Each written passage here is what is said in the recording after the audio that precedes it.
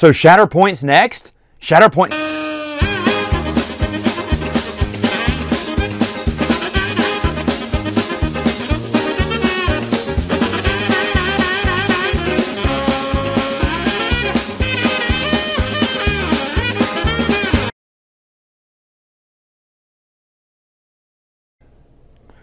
Hi folks, I'm Matt and welcome to my Handstand Universe, a show where I go through the entire Clone Wars in chronological order as best I know how. Wow, this is a video that I have been getting requests for months. Ever since I said I'm starting the Clone Wars, I think the first person said no.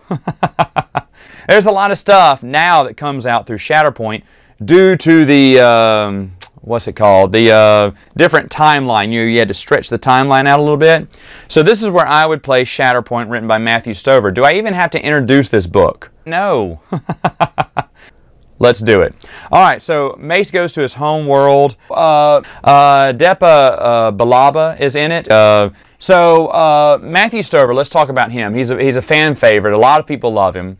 And I think this was his first book, I believe, he wrote within the expanded universe. And I was happy to see it, A, because it was Mace Windu, and we didn't know much about Matthew Stover at this point. And this book actually goes into his past.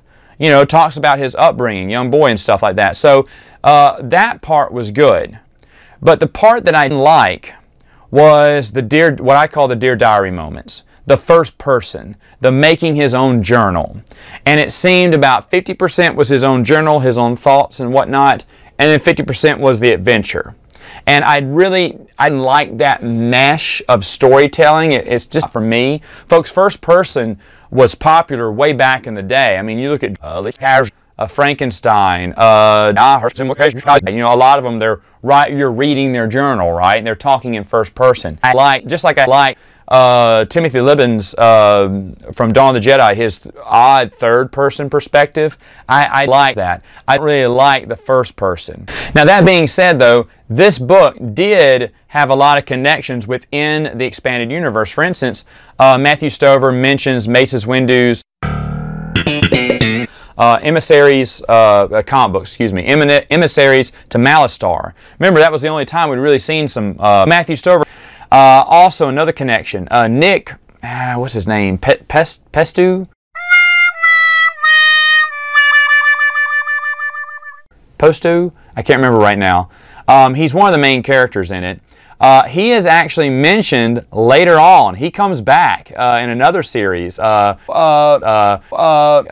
I'm going to go against the grain and say I like this book. Now, hold your angry comments for a minute.